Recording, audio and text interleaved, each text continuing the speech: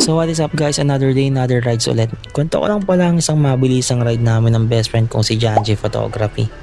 Pumunta nga pala kami sa dalawang pwede nyong pagchilan o pagtambayan dito sa Binangonan at Angono, Rizal. Tara, let's go! Dito nga ay sinundo ko ng best friend ko at dumaan kami dito sa may C6.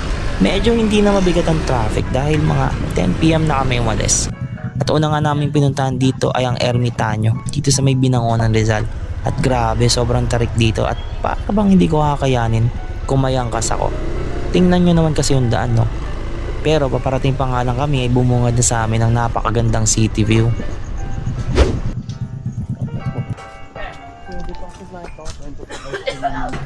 Tayo. Masarap na nga dito. At pagdating nga namin dito ay nagpicture-picture muna kami. Tangin ang taas nito ga. Dahil sa alanganing oras na kami pumunta wala na masyadong tao. At again, alanganing oras na, sold out na rin ang mga menu nila. Pero buti na lang may natira pang pork belly at yun yung in-order namin. Girl po, kato po ang tayo. Sige. So yung iyo, gusto ko na iyo. Okay lang. 1.5 na ako po. Anong araw matao? Diyanes to nasabalit nito. Pag ganito ano lang, ano yung nag-alisa na? Opo, kayo naman pong hapon. Hapon po sila pupunta kasi sunset po.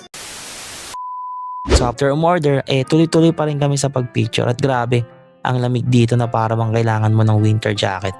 De, joke lang. Ganda dito, Swabe lang ang lamig. Pangin.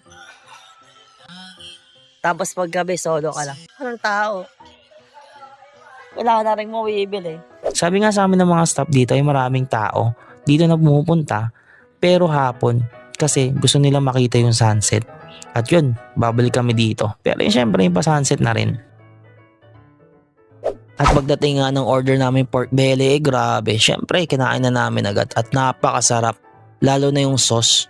Para bang gusto kong siyang isabaw sa isa't kalahating kanin ko. Anyways, after nga namin kumain sa Ermitanyo, diretso na kami dito sa favorite tambayan namin sa Dome sa Viewpoint.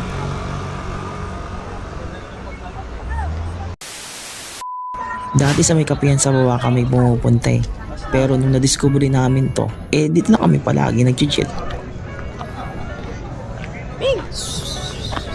Ang bait naman ang pusa dito. Pagdating nga namin dito, umorder agad kami ng kape. Ito yung kay Jerome? Ha? Kanina pa? Malamig pa naman Andun kami sa harapan. Dahil nga alanganing oras na ulit kami nakapunta dito ubos na rin